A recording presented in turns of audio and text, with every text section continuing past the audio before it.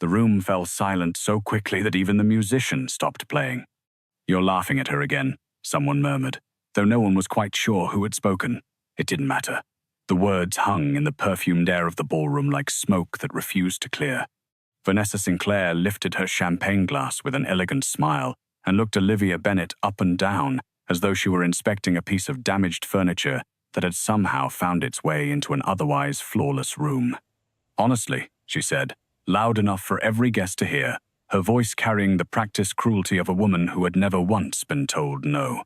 "Do any of you truly believe a woman built like that could ever stand beside Lorenzo DeMarco?" Soft laughter spread across the ballroom, rippling from table to table like a contagion. It was the laughter of people who found comfort in cruelty, as long as the cruelty was aimed at someone else. Crystal glasses caught the chandelier light. Diamonds glittered on throats and wrists, and in the center of it all stood a woman in a plain uniform who wished only that the marble floor might open and swallow her whole. No one defended Olivia, not the executives who had eaten meals she had quietly arranged, not the socialites whose coats she had taken with a gentle smile, not the staff who owed her more than they could ever repay.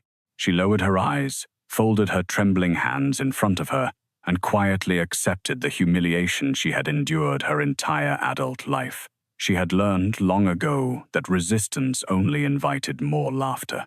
Silence, at least, ended things faster. Then a cold voice shattered the quiet. "I asked you a question." Lorenzo DeMarco stepped forward from the edge of the crowd, exceptionally handsome, impeccably dressed. He was the owner of a multi-billion-dollar empire, and though only a select few in that room knew it, the secret leader of one of the most feared organizations in the world. Men who commanded armies of lawyers grew nervous in his presence. Politicians measured their words when he entered a room, and now every guest expected him to do what powerful men always did: ignore the insult, smile politely, and let the evening carry on. Instead, he looked directly into Vanessa's eyes. "What gives you the right," he said, each word landing like a stone dropped into still water, "to decide who deserves to be loved?"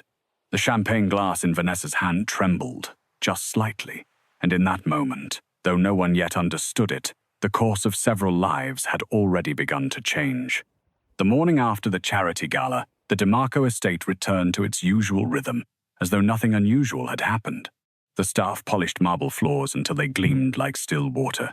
Fresh flowers were arranged in every hall. Conference rooms were prepared, correspondence sorted, and dozens of invisible tasks were carried out so that one of the most influential men in the world could live his life without a single interruption. Olivia Bennet was already awake before sunrise. She preferred the quiet hours, when the mansion still slept and the great windows glowed pale grey with the coming dawn. In those hours, there were no judging eyes, no whispered comments passed behind cupped hands, no awkward smiles that pretended to be kindness. There was only the work, and the work never mocked her. She moved through the silent corridors like something the house itself had dreamed into being. She checked every guest suite herself. She straightened paintings that leaned only slightly out of place. She noticed wrinkles in tablecloths that no other eye in the estate would ever see. She remembered which gardener's wife had recently undergone surgery, and she quietly arranged meals for his family without ever asking for recognition. She knew which security guards secretly struggled with insomnia, and she always made certain fresh coffee was waiting before his shift began. When one of the younger maids accidentally shattered an expensive porcelain vase, the frightened woman nearly burst into tears. "I'm going to lose my job," she whispered, staring at the broken shards as though they were pieces of her own future. Olivia knelt beside her without hesitation. "No," she replied gently. "We'll clean this together, but you'll get blamed." Olivia offered the same warm smile she seemed to reserve for everyone except herself. Sometimes people just need someone willing to stand beside them. The young maid nodded through grateful tears.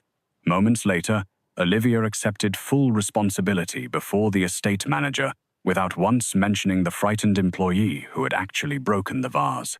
It was not the first time she had done such a thing, and it would not be the last. Unknown to her, another pair of eyes had witnessed everything. From the second-floor balcony overlooking the entrance hall, Lorenzo DeMarco watched in silence. For years, he had believed that efficiency was the greatest quality an employee could possess. Speed, precision, results. Olivia forced him to reconsider. She never worked for applause. She never angled for promotions. She simply made everyone's burden a little lighter and asked for nothing in return. Later that afternoon, Lorenzo entered his private study, expecting complete silence. Instead, he overheard two of his senior accountants speaking in low voices just outside his office door. "I don't know what we'd do without Miss Bennett," one admitted. "My daughter was in the hospital last month," the other replied quietly. "She organized meals for my family every single evening. Never told anyone. I only found out because I caught her leaving the food." Lorenzo paused, his hand resting on the doorframe. He had personally approved every financial report the company produced. He knew precisely which executives generated billions of dollars each year, knew their salaries, their strengths, their weaknesses. And yet somehow, he knew almost nothing about the woman responsible for holding together the very heart of his own household. That realization unsettled him more than he expected. Throughout the following days, he began noticing details he had ignored for years. A nervous chauffeur visibly relaxed the moment Olivia wished him a safe drive. The kitchen staff smiled more openly when she walked into the room. Housekeepers worked harder not because anyone demanded it, but simply because they wanted to make her proud. Whenever conflict appeared among the staff, people instinctively searched for Olivia before they thought to search for a manager. She never raised her voice. She never demanded respect. She earned it through quiet compassion, one small kindness at a time. What surprised Lorenzo most was how differently she treated him. She never flirted. She never acted intimidated. She never tried to impress him because of his wealth or his power. When she greeted him each morning, it was always the same simple phrase. "Good morning, Mr. DeMarco. I hope you slept well." Simple, professional, sincere. There was something strangely comforting about being seen as a person instead of an empire. Late one evening, Lorenzo passed through the west corridor and noticed Olivia replacing the flowers in an antique vase. She adjusted each stem with unhurried care, tilting her head until the arrangement finally looked balanced. For a brief moment, her tired face softened with quiet satisfaction, the expression of someone creating beauty where few people ever thought to look. She never noticed him standing at the end of the hallway. For reasons he could not quite explain, Lorenzo remained there a few seconds longer than necessary, watching, wondering how a woman who believed she deserved so little had managed to give so much to everyone around her. Lorenzo DeMarco's life operated with military precision. Board meetings began exactly on time. Private flights departed to the minute. International negotiations were scheduled months in advance and executed without a single wasted movement. And yet there was one routine he consistently ignored: his own well-being. Breakfast often became coffee. Lunch disappeared beneath towering stacks of contracts. Dinner was frequently replaced by another meeting that stretched long past midnight. No one dared mention it. His executives admired his discipline. His bodyguards feared interrupting him. Even the estate manager privately believed that reminding Lorenzo DeMarco to eat was a career-ending mistake. Everyone except Olivia. The first time it happened, Lorenzo had been reviewing acquisition documents in his private library for nearly 9 uninterrupted hours. A gentle knock sounded at the door. "Come in." Olivia entered carrying a small tray. Homemade soup, fresh bread, still warm, tea without sugar, exactly the way he preferred it. "I didn't order anything," Lorenzo said without looking up from the papers. "I know." She set the tray on a nearby table. "You've missed breakfast and lunch." "I'm busy." "You'll still be busy in 20 minutes. His pen stopped moving. Very slowly, Lorenzo lifted his eyes toward her. Most people would have apologized immediately, backed toward the door, murmured something about not wishing to disturb him. Olivia simply waited, not nervous, not defiant, just quietly patient, her hands folded in front of her oversized uniform. "I'll eat later," he said. She smiled politely. "No, sir." The answer was so unexpected that Lorenzo almost laughed. "No?" "No." Her eyes softened. "If the head of the estate collapses from exhaustion, everyone here suffers. I'm not the head of the estate. You're the head of every person who depends on you." Silence filled the room. Finally, Lorenzo closed the file. 5 minutes. Olivia tilted her head. "You'll need at least 15. For reasons he could not explain, he obeyed. It became an unspoken routine. Whenever Lorenzo forgot his meals, Olivia somehow knew. If meetings dragged too late into the night, A fresh pot of tea would mysteriously appear at his elbow. When he worked through weekends, she quietly opened the curtains, just enough to remind him that sunlight still existed somewhere beyond spreadsheets and security reports. The staff soon began to notice. One afternoon, 2 security guards watched as Olivia calmly removed another stack of files from Lorenzo's desk. "Mr. DeMarco," she said, "you're done." He looked up. "I decide when I'm done. You've been reading the same page for 10 minutes. "I have not." "You have," she pointed at the document. "It's upside down." Lorenzo stared. Then, slowly, he turned the folder around. It really had been upside down the entire time. The guards immediately looked away, pretending not to notice. Several seconds later, a quiet chuckle escaped Lorenzo, brief, barely audible, but every employee within earshot froze where they stood. "Was that a laugh?" one whispered. "I think Miss Bennet just accomplished the impossible," the other replied. Olivia never realized how unusual their interactions appeared. To her, Lorenzo was simply another hard-working person who forgot the most basic human needs. She treated exhausted gardeners exactly the same way, and overworked accountants and young maids skipping lunch to finish their chores. Taking care of people was instinctive to her. She never once considered it remarkable. Lorenzo did. He found himself anticipating her interruptions. When afternoon meetings dragged on, part of him would wonder whether she might appear carrying tea. When she didn't, the mansion felt strangely quieter, and he disliked how much he had come to depend on her presence. One rainy evening, he finally asked a question that had lingered in his mind for weeks. "Why do you worry so much about everyone else?" Olivia paused while arranging fresh linens on a nearby chair. "Someone has to. And who worries about you?" Her hand stopped moving. For the briefest moment, something vulnerable crossed her face, a shadow, quickly hidden before the familiar, gentle smile returned. "I'm fine, Mr. DeMarco." He recognized the answer instantly. It was the same answer people gave when they wished a conversation to end. It was also a lie. Lorenzo knew lies. His entire hidden empire had been built upon the ability to recognize them, yet this one felt different. It was not meant to deceive others. It was meant to protect herself. As Olivia quietly excused herself and left the room, Lorenzo remembered something one of the maids had mentioned in passing days earlier. "Miss Bennet always avoids mirrors whenever she can." At the time, the detail had seemed insignificant. Now it lingered. A woman who could see everyone's worth could not bear to look at her own reflection.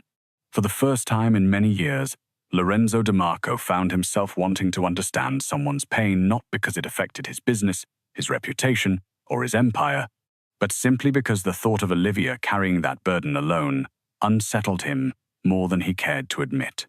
A week later, the mansion welcomed its newest employee. Daniel Hayes arrived with 2 suitcases, a contagious smile, and enough energy to brighten even the most intimidating corners of the DeMarco estate. Unlike most people who worked there, he had not yet learned to fear the silence that surrounded Lorenzo. His attention was fixed elsewhere, specifically on the woman who patiently guided him through every hallway, every schedule, and every impossible standard expected inside the mansion. Olivia greeted him with the same kindness she offered everyone. She showed him where the supplies were kept. She introduced him to the kitchen staff. She even left handwritten notes describing the food allergies and preferences of the estate's frequent guests. Daniel stared at the notebook in amazement. "You memorized all this?" Olivia laughed softly. "It makes people's lives easier." "You make everyone's life easier." She shrugged, embarrassed by the compliment. "It's just part of my job." Daniel wasn't convinced. "No," he said, "it's part of who you are." Olivia quickly changed the subject. Compliments always made her uncomfortable. Years of cruel jokes had taught her to distrust kind words, to search them for the hidden barb that so often followed. Within days, Daniel became one of the most popular people in the kitchen. He joked while he cooked, he sang while he prepared desserts, and, most importantly, he treated Olivia with effortless respect. Not once did he comment on her appearance. Instead, he frequently asked for her opinion. "Miss Bennet," he called one afternoon, "which centerpiece works better for tomorrow's luncheon?" "The white lilies," she answered after a quick glance. "They'll brighten the room." Daniel smiled. "I knew you'd know." None of it meant anything romantic.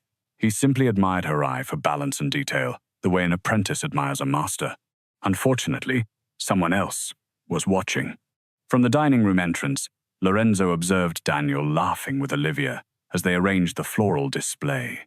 She laughed too, not loudly, not dramatically, but genuinely. It was the first carefree laugh Lorenzo had ever heard from her. An unfamiliar sensation tightened in his chest. He disliked it immediately. He disliked it even more when Daniel reached over to brush a loose ribbon from Olivia's sleeve.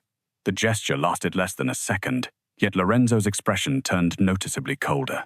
The estate manager happened to walk by. "Sir?" Lorenzo answered without taking his eyes off the pair. "Move today's inventory meeting." "To what time?" "There will be no meeting." The manager blinked. "But it was your idea." "I've changed my mind." The following morning, Lorenzo invented another reason to summon Olivia. "I'd like the library reorganized," he said. Olivia looked around the immaculate room. It was reorganized last week. "I've reconsidered the arrangement." She nodded. "Very well." 2 hours later, she had completed the task. The books now followed a different organizational system, elegant and logical.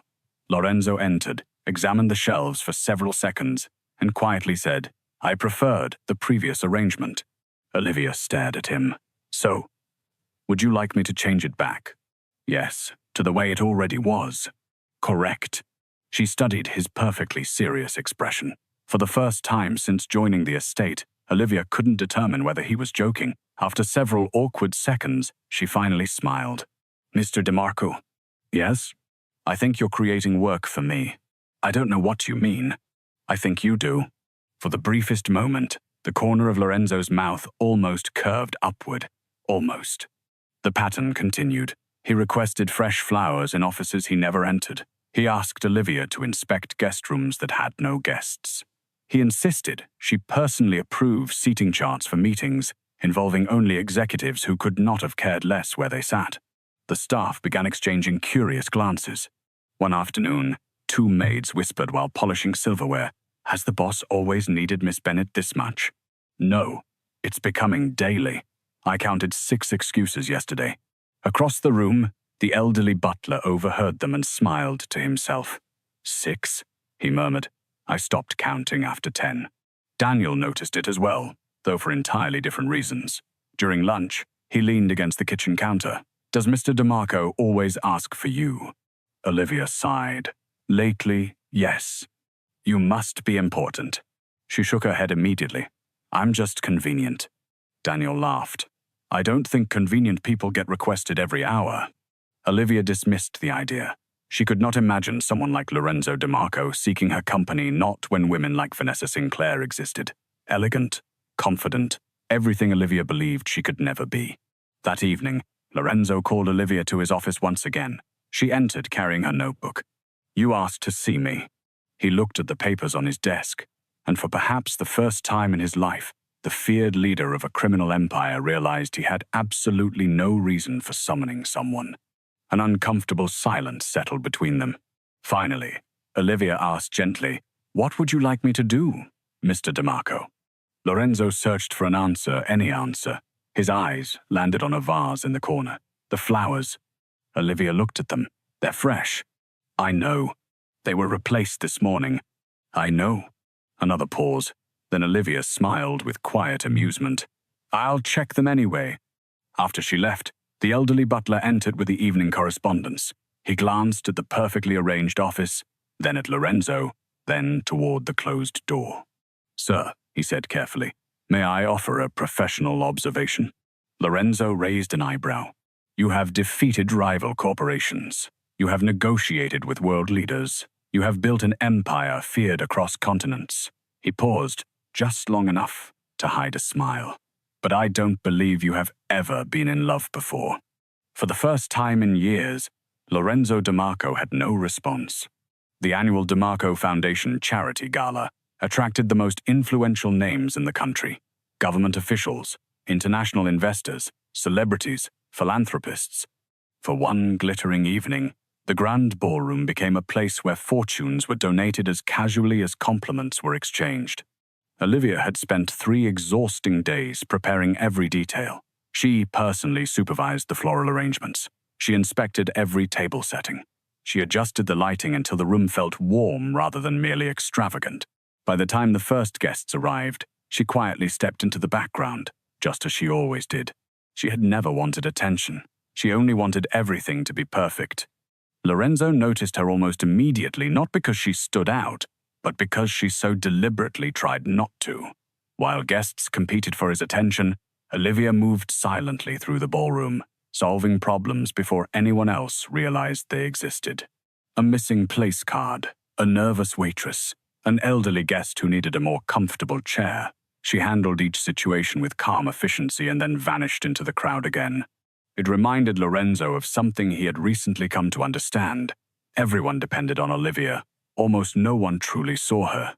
Unfortunately, Vanessa Sinclair saw her.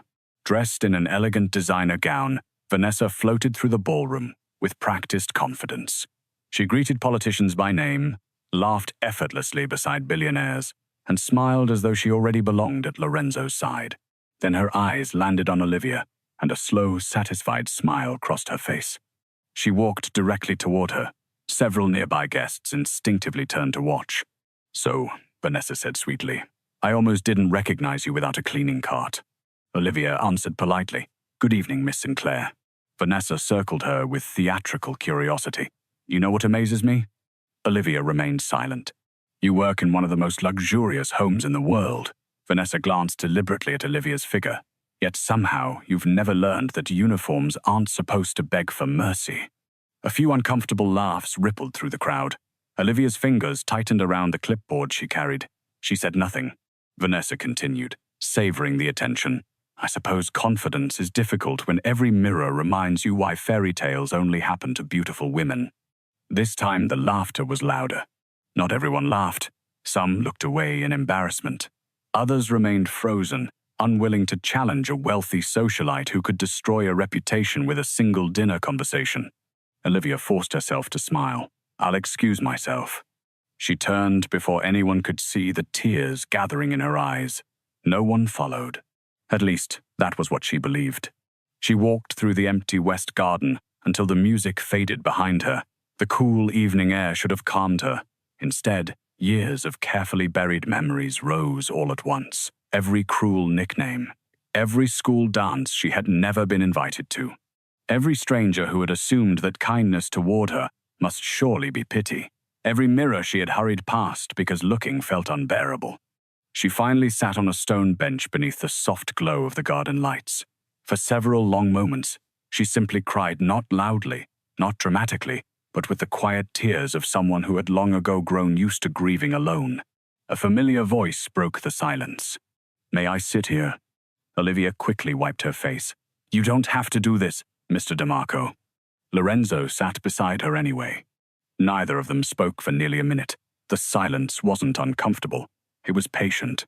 Finally, Olivia laughed weakly. "I'm sorry. What are you apologizing for?" "You invited important people tonight." She looked toward the ballroom windows, glowing gold in the distance. "I shouldn't have made things awkward." Lorenzo frowned. "You didn't. I've heard comments like hers my whole life." She attempted another smile. "I suppose you eventually get used to them." Lorenzo studied her carefully. "No," he said, his voice calm. "You learn to survive them." Those words shattered the last piece of composure she had been holding together. "I tried so hard not to let it matter anymore," she whispered. "I work hard. I treat people kindly. I tell myself that's enough." She lowered her eyes, but sometimes her voice trembled. "Sometimes I still wonder if they're right." Lorenzo felt something inside him tighten with painful clarity. This remarkable woman, the woman who believed in everyone, the woman who carried other people's burdens without complaint, the woman who had quietly transformed his house into a home, she genuinely believed she was unworthy of being loved. At that moment, Lorenzo realized his silence had lasted long enough. Tomorrow, the entire city would learn exactly where he stood. By the time Lorenzo returned to the ballroom, the orchestra had resumed playing. Conversations flowed once again. Crystal glasses clinked. Business leaders exchanged easy smiles, as though nothing unpleasant had ever happened. Only Vanessa looked completely at ease. She stood surrounded by influential guests, gracefully accepting compliments about the evening. She noticed Lorenzo approaching and smiled with confidence. I was just telling everyone how magnificent tonight has been. Lorenzo stopped a few feet away. His expression revealed nothing, neither warmth nor anger, only the calm composure that had made presidents, billionaires, and far more dangerous men measure every word they spoke in his presence. Miss Sinclair, she smiled brighter. Lorenzo, I have a question. Of course. His voice carried just enough to quiet the nearby conversations. When did humiliating another human being become entertainment? The smile on Vanessa's face faltered. I'm afraid I don't understand. I believe you do. Guests slowly turned toward them. One by one, conversations faded. Within moments, the ballroom had become almost silent. Vanessa forced a laugh. It was only a harmless joke. Lorenzo's eyes never left hers. A joke is something both people find amusing. He paused. Cruelty, disguised as humor, is still cruelty. A murmur spread through the crowd. Several executives who had laughed only minutes earlier suddenly found the marble floor fascinating. Vanessa straightened her shoulders. Surely you're not referring to your housekeeper? My head housekeeper, he corrected immediately. The woman responsible for ensuring every person in this room has enjoyed a flawless evening. Vanessa crossed her arms. You're making this far more dramatic than necessary. No, Lorenzo's voice remained perfectly controlled. I believe I've been silent for far too long. The room became impossibly still. Those who knew Lorenzo's public reputation understood that he rarely spoke with emotion. Those who secretly knew the true extent of his influence understood something else entirely. When Lorenzo DeMarco made a decision, it was final. He slowly looked around the ballroom. I've spent years building companies. His gaze moved from one guest to another. I've negotiated billion-dollar agreements. He glanced toward several world-renowned investors. And I've learned that character is revealed most clearly by how we treat the people who possess less status than ourselves. His eyes settled once more on Vanessa. Tonight, many of you failed that test. No one answered. No one dared. Lorenzo continued. Olivia Bennet has served this estate with integrity, compassion, and professionalism every single day. He spoke without raising his voice, and somehow that made the words land harder. She has comforted employees through personal tragedies. She has protected colleagues from their own mistakes. She has solved problems before any of you even noticed they existed. Many of you have benefited from her kindness without ever bothering to learn her name. Several members of the household staff lowered their heads, overcome with emotion. Even Daniel, standing near the kitchen entrance, felt his throat tighten. Lorenzo took one measured step forward. You laughed at the easiest target in the room. Another pause. Not because she deserved it, but because you believed she wouldn't fight back. Vanessa attempted one final defense. I was only being honest. Lorenzo answered instantly. Honesty without compassion is just arrogance. The words struck the room harder than any shouted accusation could have. Vanessa's confidence finally began to crumble. She searched the faces around her for support. None came. The politicians avoided eye contact. The socialites quietly stepped away. Business leaders who had once competed for her attention suddenly discovered urgent reasons to speak with someone else. Lorenzo spoke one final time. From this moment forward, he said, his voice still calm, any individual who believes that humiliating Olivia Bennet is acceptable should consider themselves unwelcome at my home, my events, my companies, and my professional circles. A collective gasp swept across the ballroom. Everyone understood exactly what those words meant. For many people in that room, access to Lorenzo DeMarco's network represented years of opportunity deals, funding, influence. One sentence had just closed those doors permanently. Vanessa stared at him in disbelief. You would damage our relationship over her? Lorenzo's answer came without a second of hesitation. There was never a relationship. Silence. And if respecting a good woman costs me your approval, he added, glancing briefly toward the garden where Olivia had disappeared, then the price is insignificant. Vanessa's face drained of color. Without another word, she quietly set down her champagne glass and walked toward the exit. No one followed her. No one stopped her. No one even called her name. For the first time in years, she understood exactly what genuine isolation felt like. Across the ballroom, whispers spread almost immediately, not about Lorenzo, not about Vanessa, but about Olivia. The housekeeper everyone had overlooked had become the one person the most powerful man in the room had publicly chosen to defend. Outside, unaware of everything that had just happened, Olivia remained seated beneath the garden lights, believing she was still alone. She had no idea that inside the mansion, the course of her entire life had already begun to change. The morning after the gala, the atmosphere inside the DeMarco estate felt different. Not because anyone spoke about what had happened, quite the opposite. People lowered their voices whenever Olivia entered a room. Some looked at her with sympathy, others with open admiration. Several employees quietly thanked her for years of kindness they had never expected to be repaid. Olivia accepted every word with a polite smile. Yet deep inside, she remained unconvinced that anything had truly changed. She had spent too many years believing that compliments were temporary. Sooner or later, people always noticed her appearance before anything else. That belief had become a part of her, woven so tightly into who she was that she no longer questioned it. Late that afternoon, Lorenzo asked Olivia to join him in the mansion's private library. Unlike their previous meetings, there were no unnecessary files waiting on the desk, no invented tasks, no excuses, only 2 cups of tea resting beside the window in the golden light of late afternoon. Olivia smiled faintly. "I suppose this means you've already had lunch?" "I have." "And breakfast?" "Yes." She laughed softly. "I'm making progress with you." "You are." For a brief moment, neither of them mentioned the gala. Then Lorenzo spoke. "I'm sorry." Olivia looked surprised. "For what?" "For not stopping it sooner." She shook her head. "You didn't cause it. I allowed people to believe they could treat you that way." His voice carried a quiet weight she had never heard from him before. "I won't make that mistake again." Olivia looked down at her hands, folded in her lap. "I've spent most of my life trying not to take up too much space.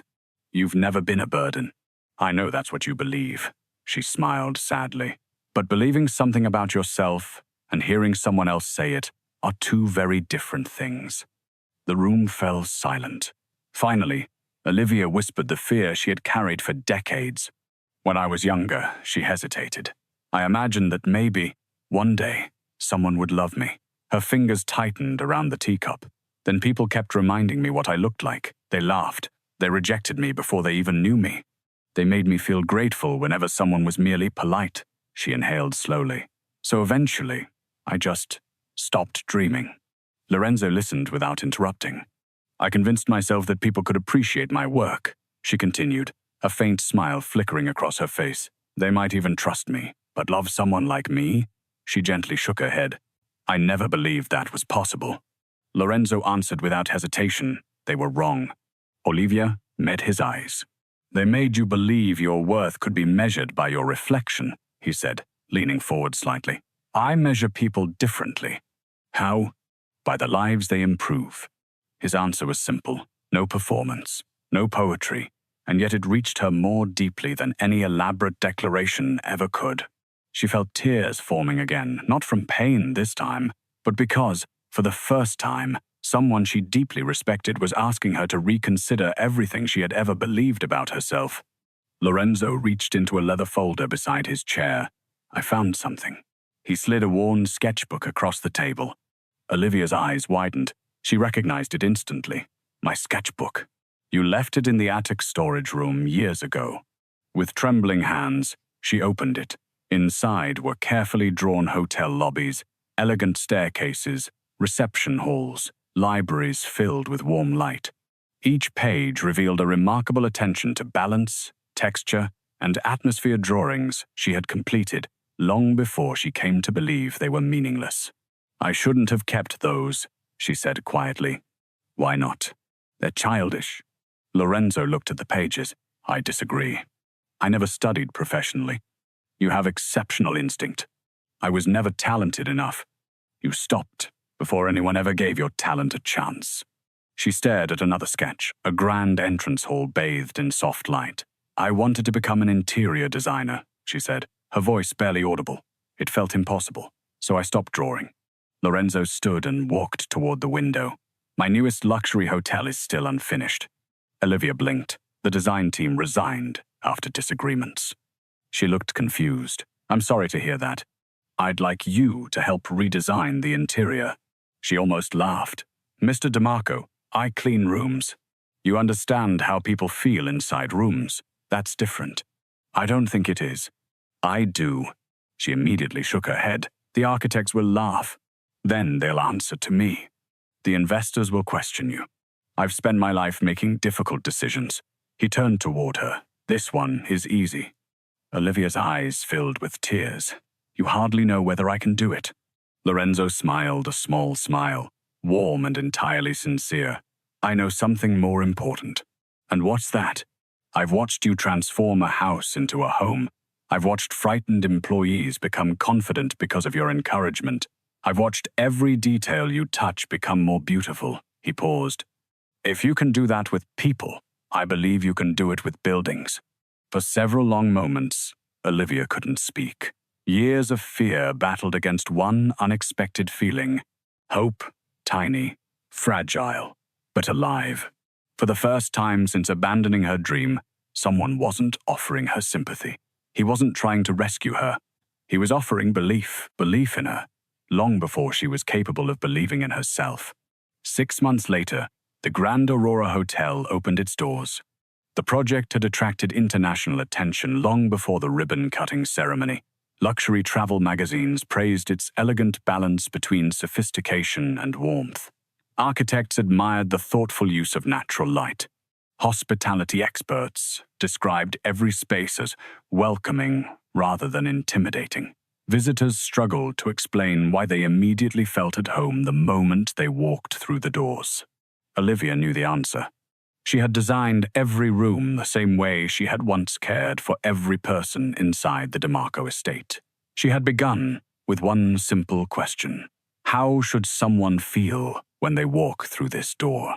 Everything else, the colors, the lighting, the textures, the flow of each space had come afterward, arranged in service of that single feeling. Standing near the entrance that morning, Olivia looked almost unrecognizable. Not because she had changed her size, she hadn't. Her smile was different, her posture was different. For the first time in decades, she no longer tried to make herself invisible. She had finally stopped apologizing for taking up space in the world. Across the lobby, Lorenzo watched her greet arriving guests with quiet confidence. He remembered the woman who had once avoided every mirror in the mansion. Now she stood beneath hundreds of lights without lowering her head. He had always believed that power could change the world. Olivia had taught him that belief could change a person. When the press conference began, reporters quickly surrounded Lorenzo. One journalist raised the question everyone had been asking for months. Mr. DeMarco, many people criticized your decision to trust someone with no professional reputation to lead the interior design of a flagship luxury hotel. The room fell silent. Everyone waited for the billionaire's carefully prepared corporate answer. Instead, Lorenzo smiled. It was the same quiet smile that had become increasingly common since Olivia had entered his life. Everyone else saw her size. He paused, looking directly at Olivia across the crowded lobby. I saw her talent. The cameras flashed non-stop. Another reporter called out, So, you never regretted your decision? Lorenzo didn't hesitate, not for a single day. He walked across the stage until he stood beside her. Then, in front of business leaders, government officials, journalists, and the employees who had witnessed their journey from the very beginning, he gently reached for her hand. She looked at him with tears shining in her eyes. I spent years believing no one could ever truly love a woman like me, she whispered. Lorenzo smiled softly. They were measuring the wrong things. He lifted her hand with quiet pride. They saw what you looked like. I saw who you are. Olivia laughed through happy tears. And for the first time in her life, she believed those words not because they came from one of the most powerful men in the world, but because his actions had proven them true every single day. As applause filled the hotel lobby, Lorenzo looked at the woman who had transformed both his buildings and his heart, and he said, with a smile that reached all the way to his eyes, That's the best decision I ever made. The applause grew louder, not for the billionaire, not for the hotel, but for a woman who had finally learned that her worth had never been determined by the way the world looked at her. It had always been defined by the light she brought into the lives of everyone around her.